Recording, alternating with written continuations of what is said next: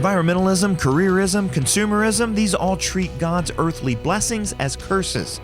But this countercultural statement calls the church to reaffirm that children are a gift. For the Colson Center, I'm John Stonestreet. This is BreakPoint.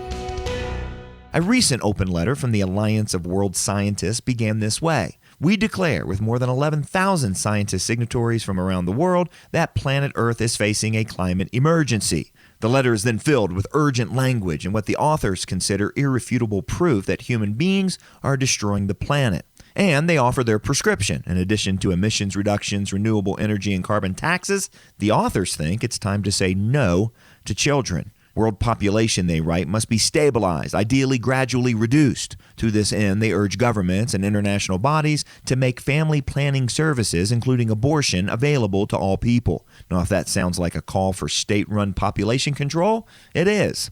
Ironically, that call comes at a time when developed nations are already saying no to children at an unprecedented rate, and not for environmental reasons. In fact, an increasing number of demographers are now convinced that we're on the brink of a global population bust. As we've pointed out many times on BreakPoint, a childless society brings devastating economic, social, and spiritual consequences. In a survey reported last year in the New York Times, one of the main reasons young respondents give for wanting fewer children, or none at all, is a desire for more leisure time. As one young woman put it, she'd rather be traveling with her fiance, focusing on her job and education, and playing with her cats than having kids. Increasingly, in a culture habituated towards self-interest and sexual freedom, children are viewed as curses rather than blessings, as obstacles to achieving dreams, finding happiness, and even to keeping the planet cool. Against this backdrop, the Christian view of children as gifts from God, well, that's as countercultural as it gets. And yet, countercultural is exactly what the church is called to be right now, especially in how we welcome and talk about the next generation. The newest statement from Evangelicals and Catholics Together, which is an initiative Chuck Colson co-founded with Father Richard John Newhouse years ago, points the way forward.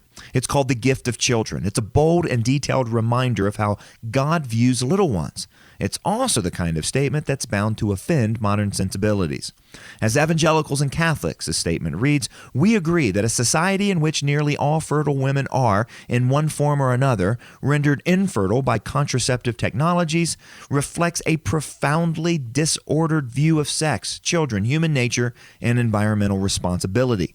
Increasingly today, couples are forced to justify their desire to have children, but this statement insists that parenthood is the most natural of things. It's worth sacrifices, even if that means fewer zeros on a paycheck, less square footage in a house, or fewer cars in the garage. Even more fundamentally, the statement proclaims the birth of a child is charged with transcendent meaning. Children are living affirmations that God's creation is good, and they compel us, like nothing else in life, to serve a future we cannot control, and to trust that God is not yet finished with this world. The Gift of Children offers the radically countercultural understanding of children that's needed right now. More importantly, it gives a challenge to the church to conform ourselves to our professed beliefs, to bear witness through welcoming new life to the love of the God who gave us life.